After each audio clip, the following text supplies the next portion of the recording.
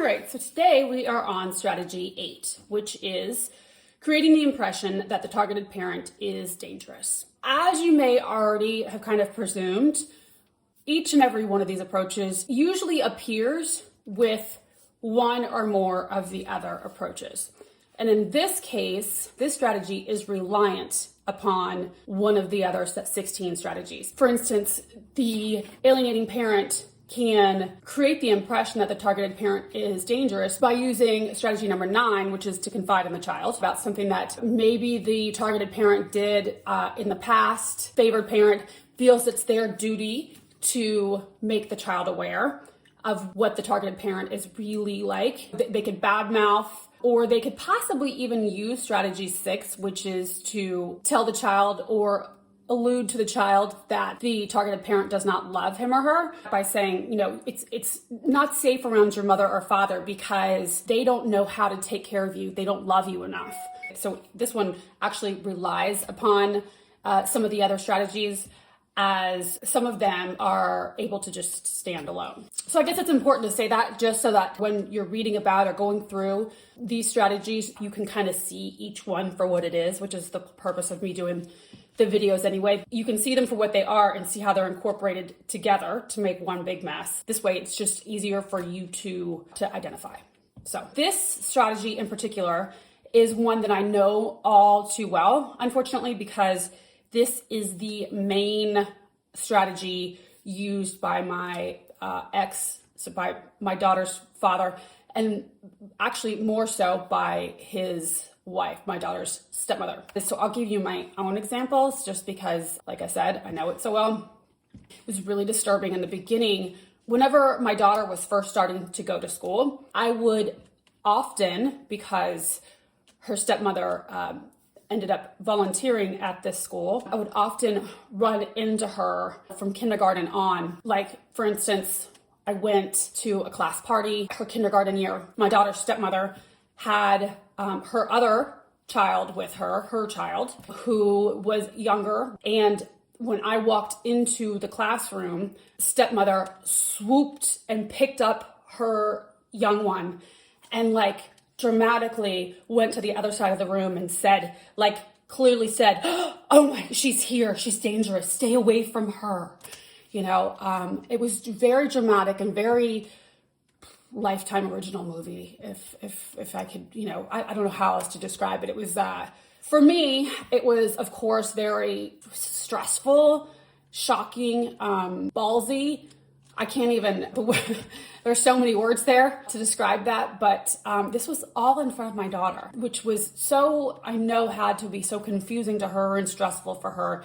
And so once she swooped her young one away, went to the other side of the room, "Woo, don't go near her. She's whatever." She then motioned for my daughter to come over and huddled the two girls together and was sort of peering, looking, glancing at me over their heads, and she was blah, blah, blah, whispering to them. Who knows what she was saying.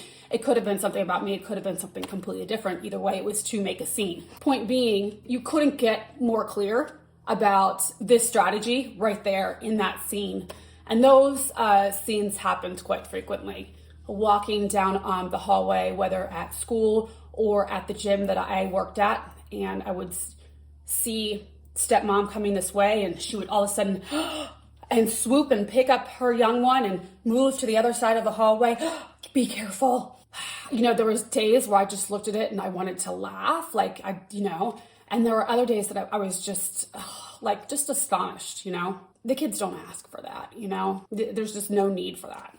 When all of this stress was going on, especially early on, and I didn't know what this was. I didn't know there was some such thing as parental alienation. I just knew that there was a lot of awful stuff going on, and the feeling that I had when I would turn over my daughter to this woman who was so clearly hateful and spiteful, I crumbled under the pressure and went out and got myself a DUI. And I made some other awful choices during that time period. I think I didn't know how to handle it. And I did the absolute wrong thing. So when when my daughter went over to her dad's house, I didn't know what to do with myself. And so I would go out. Anyway, that's not the point. The point is, so I ended up getting myself a DUI. while she was over at her father's house. I went to go retrieve my daughter the next day, and they had already gone to court and gotten an emergency TRO, right? Restraining order, so that I could not pick up my child.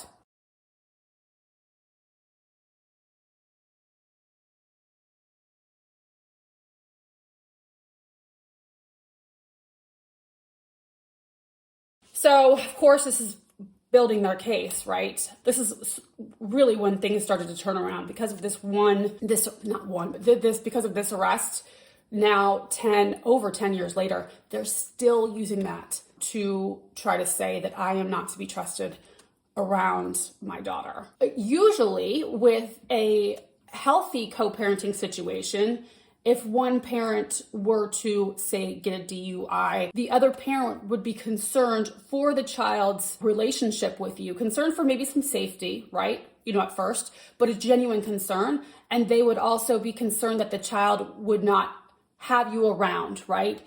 Concerned that part of the child's stability might be broken or something would go wrong. So in that case, in a healthy relationship, the parent would address you in such a way that would be constructive and not use it as a tool to put a barrier in between you and your child. And it doesn't mean that the other parent needs to ignore it or pretend like it didn't happen or, oh, well, it's just a DUI. No, it's not just a DUI, but it's something to be addressed in a way that's not to be used as a wedge between your relationship with your child. And in fact, like I said, if anything, the other parent should be concerned. So like what would happen if you died? A genuine concern for your safety, maybe not because the other parent has any happy feelings towards you, but because the other parent knows that if something happens to you, then something happens to the child, right?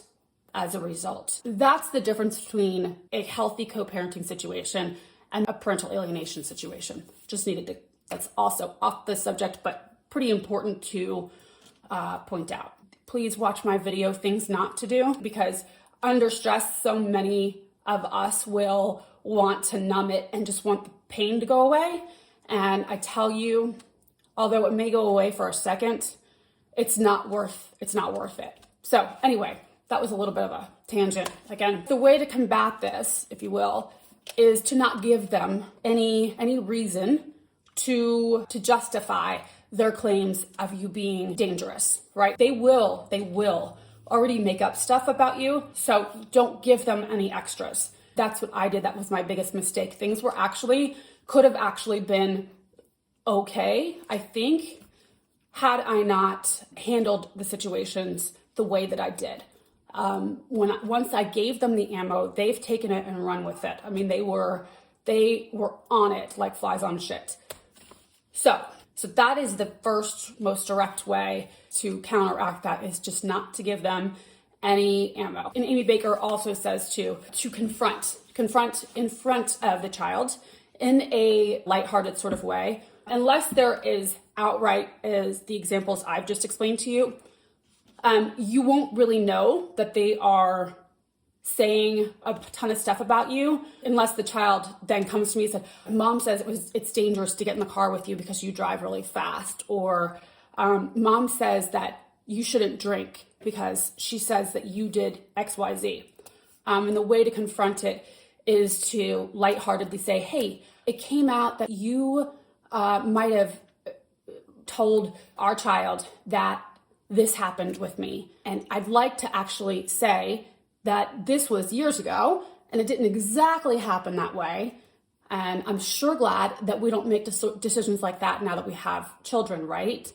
So that you're calling it out. Other parent knows that you're on it, you're wise to them. And then also so that your child sees that you're addressing it, that you're confronting it and not ignoring it. And also one that I did not do. I wish I would have, but I was too intimidated. And I wanted to not cause any strife or any sort of, make any sort of waves at all.